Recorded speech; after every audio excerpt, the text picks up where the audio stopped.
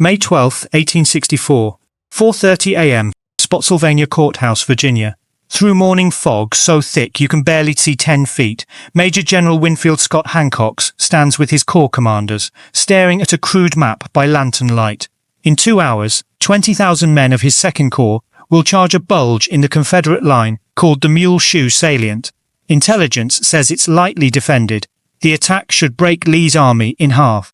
But Hancock knows better. "Gentlemen," he says quietly, his voice carrying the weight of 2 years commanding the Union's finest corps, "we're about to walk into hell. That salient is a death trap. Once we're in, Lee will collapse both flanks on us. We'll be fighting hand-to-hand in trenches with no room to maneuver and no way out." He looks each officer in the eye. "Thousands of us won't leave that ground alive." An aide suggests pulling back, reconsidering. Hancock shakes his head. "I've already told Grant, he won't budge. He says we attack, we hold, and we don't retreat. Not one step backward, no matter the cost." What followed was 22 hours of the most savage fighting in American history. Combat so intense that musket fire cut down a 22-inch oak tree. Bodies stacked so high soldiers used them as breastworks. Rain mixing with blood until the trenches became rivers of red. They called it the Bloody Angle, and Hancock predicted every nightmare second of it. This is the story of what he knew, why Grant ignored him, and whether the horrific price was worth paying. If you're here for the real unflinching history of the Civil War, hit that like button and subscribe. We don't sugarcoat, we tell it straight. Now let's meet the man who saw it coming. Winfield Scott Hancock wasn't just any corps commander. By May 1864, he was arguably the finest tactical general in the Union Army, and everyone knew it. Born in 1824 in Pennsylvania, Hancock graduated West Point in 1844, served with distinction in Mexico, and earned a reputation as a fighting officer who led from the front. Tall, handsome, with a booming voice that could rally men under the worst fire, he looked like the central castings idea of a general. George McClellan called him Hancock the Superb. The nickname stuck because it was true. At Gettysburg, July 2, 1863, Hancock saved the Union line. When Dan Sickles advanced his Third Corps into a disastrous position at the Peach Orchard, Hancock was everywhere, directing regiments, steadying wavering lines, personally leading reinforcements into gaps. A Confederate officer later wrote, "We broke their line 3 times. Each time that tall general on the white horse appeared, and the line reformed. It was like fighting a hydra." On July 3rd, during Pickett's charge, Hancock rode among his men as Confederate shells exploded around him. When his staff begged him to take cover, he snapped, "There are times when a corps commander's life does not count." Moments later, a Confederate bullet hit him in the thigh, the impact driving a saddle nail and wood fragments deep into his groin. He stayed in the saddle, giving orders as blood soaked through his uniform, until the charge was repulsed. That wound never fully healed. By spring 1864, Hancock walked with a cane between battles, and mounting a horse caused visible pain. But Grant needed him. The Second Corps, 20,000 veterans, many from the old Irish Brigade, was the Army of the Potomac's sledgehammer, and Hancock was the only man who could swing it. But Hancock had evolved. Early in the war, he'd been aggressive, even reckless. By 1864, he'd seen too much death. He'd learned to calculate costs. He'd become, in his own words, a reluctant executioner, willing to attack, but only when the math made sense. That mathematical approach would put him on a collision course with Ulysses S. Grant. To understand the Bloody Angle, you need to understand what changed in May 1864. Grant. For 3 years, the Army of the Potomac had a pattern. Attack Lee, take heavy casualties. Retreat to lick wounds. Repeat. McClellan did it on the peninsula. Burnside at Fredericksburg. Hooker after Chancellorsville. Meade, even after winning Gettysburg, let Lee escape across the Potomac. Lee counted on it. His entire strategy was based on inflicting sharp defeats, knowing Union commanders would pull back, giving him time to recover. Then Grant took overall command in March 1864 and travelled with the Army of the Potomac. Everything changed. Grant's philosophy was simple and brutal. The art of war is simple enough. Find out where your enemy is, get at him as soon as you can, strike him as hard as you can and keep moving on. More importantly, never retreat, ever. When the Overland Campaign kicked off May 4th, crossing the Rapidan River, Grant made his intentions clear to Meade. Lee's army is your objective. Wherever Lee goes, there you will go also. The Wilderness Battle, May 5-7, was a nightmare. Dense forest, fire sweeping through underbrush, wounded men burning alive, 18,000 Union casualties. Every previous Union commander would have retreated after that bloodbath. Grant ordered the army south toward Spotsylvania Courthouse. When Union soldiers realized they weren't retreating, that they were advancing deeper into Virginia, they cheered. One veteran wrote, "We've finally got a general who fights." But Hancock, riding with his aching wound, had a darker thought. He confided to his chief of staff Francis Walker, "Grant doesn't retreat because Grant doesn't count the cost the way we do. I fear we're about to learn what happens when an immovable will meet a brilliant defender." Lee got to Spotsylvania first, May 8th. His engineers built formidable defences, trenches, abattis, artillery positions, and in the centre of his line they constructed a massive U-shaped salient bulging nearly a mile forward. Locals called it the Mule Shoe. To Confederate engineers, it seemed like good use of terrain, controlling high ground. To Hancock, studying it through field glasses on May 9th, it looked like a killing jar. May 10th, Grant probed Lee's line. Attacks failed with heavy losses. But one moment stood out: Colonel Emory Upton's assault. Upton, a 24-year-old tactical innovator, led 12 regiments in a concentrated attack on the western face of the Mule Shoe. His innovation, no stopping to fire, assaulting column, overwhelmed the defenders, then spread out and hold. It worked briefly. Upton's men broke through, captured hundreds of Confederates, but without support they got pushed back. Grant saw promise. A larger version of Upton's attack, hitting the tip of the Mule Shoe with an entire corps, could break Lee's army in half. He summoned Hancock on May 11th. The Second Corps would lead, 20,000 men, attacking at dawn May 12th, smash through the apex of the salient, exploit the breakthrough, roll up Lee's flanks. Hancock studied the maps and immediately saw the problems. "General," he said carefully. Hancock had learned Grant didn't like objections, but respected professional assessments. "This salient is a tactical anomaly. It creates a bulge, yes, but look at the geometry." He traced the lines. "Once we penetrate, we'll be in a U-shaped pocket. Lee can bring artillery to bear from 3 sides. We'll have to advance through a quarter mile of entrenched Confederate infantry to reach the opposite side. And if we succeed in taking the salient, we can't expand the breach. The flanks are too well fortified." Grant listened, then asked the key question. "Can you break through?" "Yes," Hancock admitted. "With surprise and numbers, we'll break the initial line. Then break through.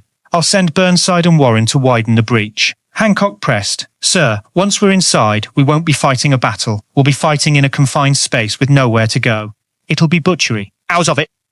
Grant's response was measured but firm. "General Hancock, Lee expects us to attack, take casualties, and retreat. We're going to do something different. We're going to attack, take casualties, and stay. That's how we win this war. Not by avoiding bloodbaths, but by making Lee bleed faster than he can replace men." It was the central strategic truth of 1864. The Union could replace casualties. The Confederacy couldn't. Grant was willing to trade 2 Union soldiers for 1 Confederate because the math worked in his favor. Hancock understood the strategy. He also understood that his men, the ones who charged through that salient, weren't numbers on Grant's ledger. The Irish Brigaded veterans, the Pennsylvania boys, the New Yorkers who'd followed him through hell. And he was about to lead them into worse than hell. That night, May 11th, Hancock walked among his divisions as they massed in the darkness. His division commanders, Francis Barlow, John Gibbon, David Birney, were all veterans, all aware of what morning would bring. Barlow, aggressive and fearless, was optimistic. "We'll break them fast. Out the other side before they recover." Hancock shook his head. "Francis, will break them. But we won't get out. Not for hours. Maybe not at all." He gestured toward the salient. "That ground will swallow us. And once we're in, Grant won't let us pull back. He can't. Not with his entire strategy built on never retreating." "Then what do we do?" Gibbon asked. "We attack at dawn. We take the salient. And then we hold it, no matter what it costs. Because that's the order." Around midnight, Hancock dictated a note to Grant. The messenger found it after the war in Grant's papers. "Have positioned corps for assault. Weather deteriorating. Rain expected dawn. Terrain will become mud. Recommend postponement 24 hours for better conditions. If attack proceeds as ordered, request immediate support from 6th Corps to expand breach before enemy concentrates. Anticipate extended close combat once committed. Respectfully, W.S. Hancock." Grant's reply came back within the hour. "Attack 4:30 a.m. as ordered. 6th Corps will follow. Push through and hold. U.S. Grant." Hancock read it by candlelight, folded it carefully, and said to no one in particular, "So be it. We'll give him his breakthrough. God help us all. 4:30 a.m., May 12th. Rain falling steadily, turning the ground to soup. 20,000 men of Hancock's 2nd Corps formed in columns, packed tight, waiting for the signal. The fog was a blessing. Confederate pickets couldn't see the massive force assembling 200 yards from their lines, but it also meant Hancock's men couldn't see where they were going. Brigade commanders held compasses, navigating by guess. At 4:35 a.m., Hancock raised his sword. Forward! What happened next, survivors would describe as controlled chaos. 20,000 men surged through the fog and rain, hitting the Confederate trenches like a tidal wave. Surprise defenders from Edward Johnston's division barely got off shots before being overrun. Thousands of Confederates surrendered. Artillery pieces were captured and still loaded. For 15 minutes, it seemed like Grant was right. A clean breakthrough, enemy collapsing, victory in sight. Then Lee responded. Robert E. Lee had predicted an attack on the Mule Shoe. He'd even ordered artillery pulled back the night before, fearing capture. But a late-night message from John Gordon convinced him to leave it. Now, learning the salient was breached, Lee did something he'd only done once before, at the Wilderness when the line broke. He personally tried to lead a counterattack. John Gordon physically grabbed Lee's horse, turning him back. General Lee, you shall not lead my men in a charge. No man can do what you can do. These men will follow me. And they did. Gordon's Georgia and North Carolina brigades slammed into Hancock's advance. Behind them, Lee frantically assembled every available unit. Troops from Ambrose Hill's corps, reserves, artillery batteries converted to infantry. All of it funneled into the salient's flanks, collapsing on Hancock's corps like a vice. By 6 a.m., Hancock's men had penetrated a mile deep into the Mule Shoe. They'd captured 4,000 Confederates, 20 artillery pieces, and reached the far side of the salient. But now they were trapped. Confederate artillery on both flanks, positioned exactly as Hancock had predicted, opened fire into the packed Union masses. Canister shot, explosive shells, solid shot, all plunging into men who had nowhere to go. The salient wasn't a breakthrough anymore, it was a pen. And then it started raining harder. What happened next defies clean description. The bloody angle wasn't a battle. It was industrial-scale slaughter compressed into a quarter-mile of trenches.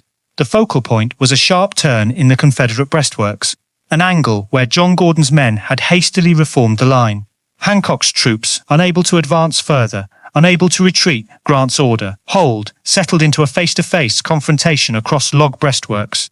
The distance between Union and Confederate lines, 4 feet. Soldiers fired muskets point-blank into each other's faces. When ammunition ran low, they used bayonets. When bayonets broke, they clubbed with musket butts. When muskets shattered, they hurled rocks, used knives, bare fists. A Union soldier from the 14th Connecticut wrote, "We were so close I could see the eyes of the man I shot. He fell forward onto our barricade. We pulled him over to use his body as a sandbag. He wasn't dead yet. I'll hear his screaming until I die." The rain turned trenches into canals. Wounded men drowned in mud and water mixed with blood. Survivors described the water as red as paint, with the dead floating in it like logs. Artillery fire continued for 22 hours straight, Confederate guns on the flanks, Union batteries from outside the salient. Shells exploded overhead, sending shrapnel down into the packed masses.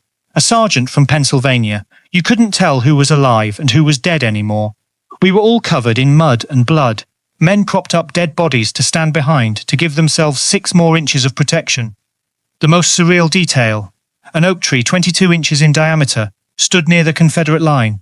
Constant musket fire, thousands of Miney balls hitting the same trunk for hours cut it down. It fell during the battle, crushing men beneath it. After the war, a section of that tree went to the Smithsonian. You can still see it today, a testament to the volume of fire. Hancock was everywhere, trying to direct the chaos. His thigh wound reopened, blood soaking his trousers, but he stayed in the saddle. Around noon, he sent another message to Grant. Have held the salient, casualties severe. Enemy pressure extreme from both flanks. Request permission to contract line to more defensible position. Grant's reply, hold your ground. Reinforcements coming. The 6th Corps under Horatio Wright did arrive, feeding regiments into the maelstrom.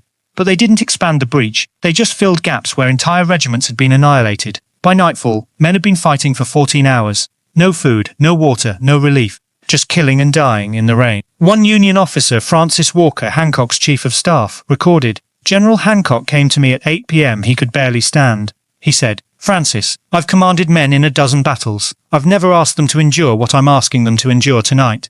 This isn't war. This is murder. And I'm the murderer. I had no answer for him. Midnight, the fighting continued. Men firing blind in the darkness, aiming at muzzle flashes. Confederates launched counterattacks. Union troops repulsed them. Back and forth, in the mud, in the dark, in the rain. 3 a.m., May 13th, still fighting. Men falling asleep on their feet, jerking awake when shells exploded nearby. Finally, at 3 a.m., the Confederate fire slackened. Lee had built a new defensive line across the base of the salient. He ordered Gordon and the defenders to fall back. Slowly, in the darkness, the Confederates withdrew. The bloody angle fell silent 22 hours. From 4:30 a.m. May 12th to 3 a.m. May 13th, continuous combat. When dawn broke May 13th, Hancock's men controlled the salient. They'd achieved Grant's objective, they'd held the ground, and they'd paid in full. Union casualties at Spotsylvania, May 8 to 21, 18,000. The bloody angle alone, May 12th, 9,000 Union casualties. Confederate casualties, estimated 8,000, 10,000, including 4,000 captured. Hancock's Second Corps, which started May 12th with 20,000 effectives, was reduced to barely 11,000 combat-ready men by May 13th. Some regiments were destroyed. The 15th New Jersey went in with 300 men and came out with 80. The 1st Delaware, 450 to 120.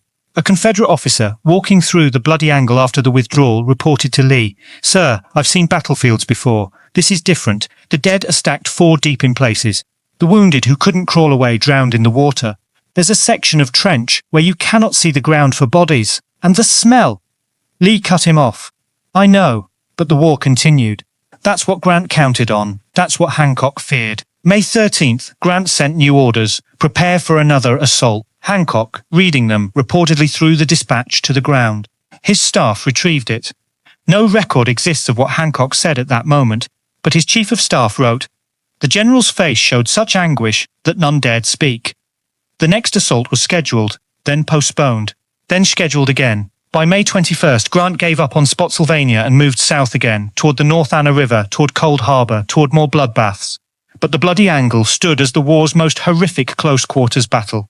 Nothing before, and nothing after, matched its sustained brutality. So here's the question that haunted Hancock for the rest of his life. Was it worth it? Tactically, Hancock was absolutely right. The Mule Shoe salient was a death trap. The casualties were predictable. The breakthrough led nowhere. Lee's line contracted but didn't break. From a tactical standpoint, attacking the bloody angle accomplished little beyond attrition. But strategically, Grant was right. And that's the dark arithmetic of 1864. Grant's Overland Campaign wasn't designed to win battles. It was designed to destroy Lee's army through attrition. Every battle, Wilderness, Spotsylvania, North Anna, Cold Harbor, chewed up Confederate forces faster than they could be replaced. Lee started the campaign with roughly 65,000 men. By June, he's down to 50,000. The Confederacy had no strategic reserve. Every casualty Lee took was permanent. Grant started with 120,000 men. Losses were replaced by new recruits from the North's vast manpower pool. By June, despite 50,000 casualties, the Army of the Potomac still fielded 100,000 effectives.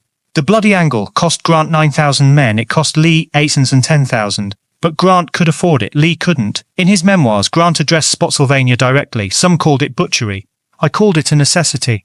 Lee's army was the Confederacy's beating heart. Every man I cost him brought the war's end closer. I hated the cost, but I never doubted the math. Hancock saw it differently. In a letter to his wife dated May 20th, 1864, "Grant is winning this war. I absolutely believe that. But the price he's willing to pay is higher than any general before him dared ask. My men paid it at the angle. Other men's sons will pay it at the next battle, and the next. I pray Grant's math is correct, because if it's not, we're simply murdering our way to defeat." The truth? They were both right. Grant was strategically correct. The only way to defeat Lee was to grind him down, and that required not retreating after bloody battles.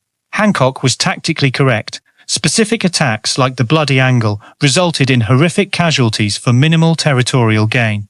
The Civil War's final year was defined by this tension between strategic necessity and tactical horror. Grant's no-retreat policy did end the war.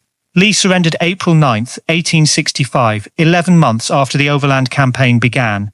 It's impossible to know if a different strategy would have worked. Maybe continued maneuvering and limited engagements would have achieved the same end with fewer casualties. Maybe not. What's certain, Grant's way was faster, and speed mattered. Every month the war continued. Slave resisted. Political support wavered. Foreign intervention remained possible. But the human cost was staggering. The Overland Campaign, 55,000 Union casualties in 6 weeks. That's more than the entire Confederate Army of Northern Virginia's strength when it started. Hancock carried the bloody angle with him forever. After the war, he never discussed it publicly. In private, his wife noted, he would wake from nightmares screaming about the trenches and the rain. He ran for president in 1880, losing narrowly to James Garfield. When campaigning in Pennsylvania, veterans from the Second Corps would come to his speeches. Many were missing limbs, bearing scars. Hancock would meet them afterward, individually, shaking their hands, asking about their families. A journalist witnessed one such encounter. A veteran from the 1st Delaware, both legs amputated, greeted Hancock. The general knelt beside his wheelchair. "I'm sorry," Hancock said quietly. "I'm so sorry." "For what, General?" the veteran asked. "You led us through hell and we followed because you were worth following." Hancock couldn't answer. He just gripped the man's hand and wept. If you visit Spotsylvania today, the battlefield is preserved. You can walk the bloody angle. The trenches are still there, softer now, filled with grass instead of bodies. Near the famous oak tree stump location, there's a marker. It reads, "On this ground, May 12, 1864, Union and Confederate soldiers fought for 22 consecutive hours in perhaps the most sustained close combat of the American Civil War. The courage displayed by men on both sides defies description." It doesn't mention Hancock's warning, doesn't mention Grant's refusal, doesn't mention the strategic calculation that made the horror necessary. But those who study the battle understand, Hancock knew exactly what would happen.